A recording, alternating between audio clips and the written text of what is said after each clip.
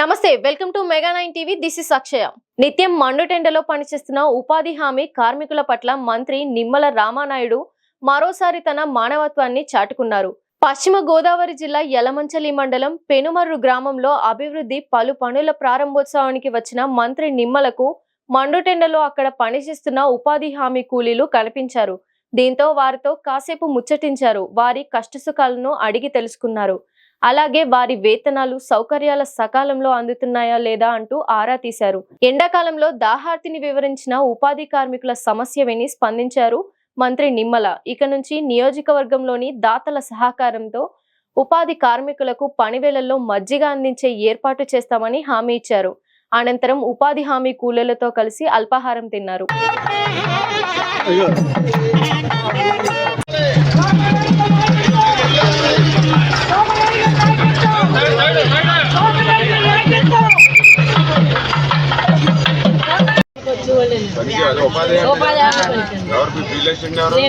మీరేనా వీళ్ళు ఎక్కడ చేస్తున్నారు పని చూసుకోండి జాబ్ చేసుకోండి. అన్ని రోజులు పనులు వస్తున్నాయా మీకు? తప్పు కదా. మజ్జిగ ఏదైనా మన ఊళ్ళో చెప్పారు మజ్జిగ మజ్జిగ అరేంజ్ చేయండి. అరేంజ్ చేస్తారా? ఎవరు సెక్రటరీ పంచాయతీ సెక్రటరీ ఇప్పుడు మంది చెప్పారు కదా ఊళ్ళో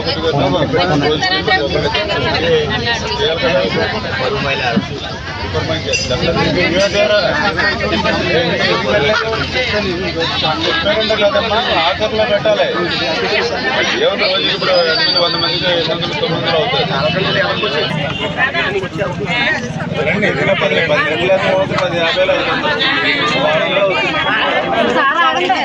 తీసుకోవాలండి పెట్టి వెళ్తే తెప్పించే రోజు ఏ రోజు కాకపోతే ఆ రోజు సస్పెండ్ అయిపోతుంది. చెప్పండి పనికి వెళ్తున్నామ్మా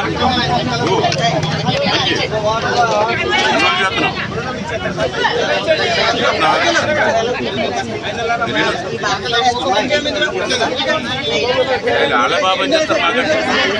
మాకంటే మీరే కట్టుకుంటారు స్ట్రాంగ్ గా, మాకంటే ఎళ్ళ కట్టుకుంటారు. పెద్దోళ్ళ శరీరం మంచిది, మీ తిళ్ళు అయినా కూడా మంచిది. అప్పుడు కూడా నమస్కారాలు తెలియజేసుకుంటూ ఈరోజు 1,44,00,000 రూపాయలతోటి 2 పనులకు ఈరోజు శంకుస్థాపన ఇటు మేడపాడు అదేవిధంగా పెనుమర్రు గ్రామానికి సంబంధించిన పనులకు శంకుస్థాపన చేయడం జరిగింది. ఇప్పుడే మీరు చూశారు ఏదైతే పెనుమర్రు గ్రామానికి సంబంధించి ఏదైతే మేడపాడు బ్రాంచ్ కెనాల్ ఏదైతే ఉందో మరి ఈ బ్రాంచ్ కెనాల్కి సంబంధించి ఈ యొక్క ఆయకట్టుకి చివరి భాగాన్ని ఉండడం వల్ల ప్రతి దాలవా పంటకు కూడా నీటి ఎద్దడి ఉన్నటువంటి పరిస్థితి. గతంలో మేము కూడా ఇదే చాలల్లో మరి దాయిలు అంటే పంట మీద ఉండగానే దాయిలు తీసి ఇదే మేడపాడు రోడ్డు మీద ధర్నా చేసినటువంటి పరిస్థితి కూడా ఆ రోజు ఉంది నీటి ఎద్దడితోటి.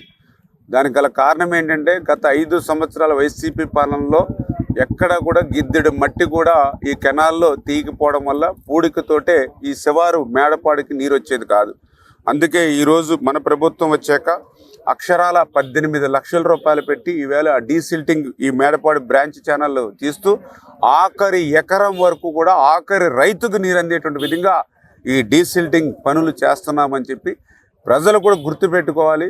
గత 5 సంవత్సరాల్లో చేయనటువంటి పనులు ఈ యొక్క 10 నెలల కాలంలోనే పనులను శాంక్షన్ చేయడమే కాకుండా టెండర్లు కూడా పిలిచి ఈవేళ పనులు పూర్తి చేస్తున్నామనంటే ఈ ప్రభుత్వం ఎంత పరిగెడుతూ పనిచేస్తుందో ఇదే ఒక ఉదాహరణ అని చెప్పి తెలియజేసుకుంటూ ఉన్నా.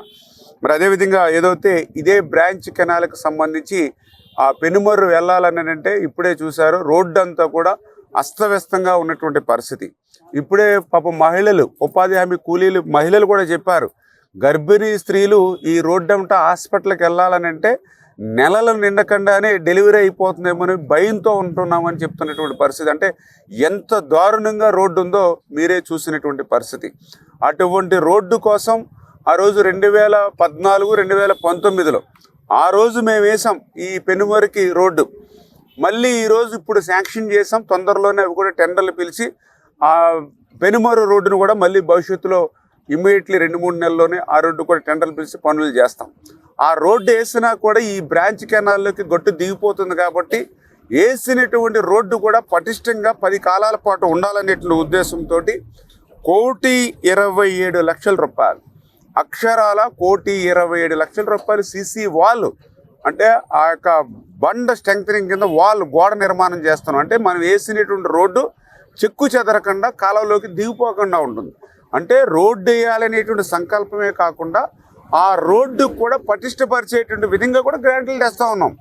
అందుచేత ఎంత సూక్ష్మ స్థాయిలో అంటే ఎంత గ్రౌండ్ లెవెల్లోకి వెళ్ళి మేము పనిచేస్తున్నామో ఇదే ఒక పెద్ద ఉదాహరణ అని చెప్పి తెలియజేసుకుంటూ, ఈ రకంగా ప్రజల కోసం పనిచేసేటువంటి ప్రభుత్వం, ప్రజల కోసం పనిచేసేటువంటి నాయకత్వం ఈరోజు తెలుగుదేశం, జనసేన, బీజేపీ నాయకత్వం ఇంత క్లిష్టమైనటువంటి సమయంలో, ఆర్థిక పరిస్థితి సహకరించినటువంటి సమయంలో కూడా సంవత్సరం కూడా ఈ పాలన పూర్తి కాకముందే ఇన్ని వందల కోట్ల రూపాయలు ఈరోజు అభివృద్ధి కార్యక్రమాలు చేస్తూ ఉన్నామని అంటే ఈ ప్రభుత్వ పనితీరుని ప్రజలందరూ కూడా బేరీ చేసుకోవాలని చెప్పి మీ ద్వారా తెలియజేసుకుంటూ ఉన్నా.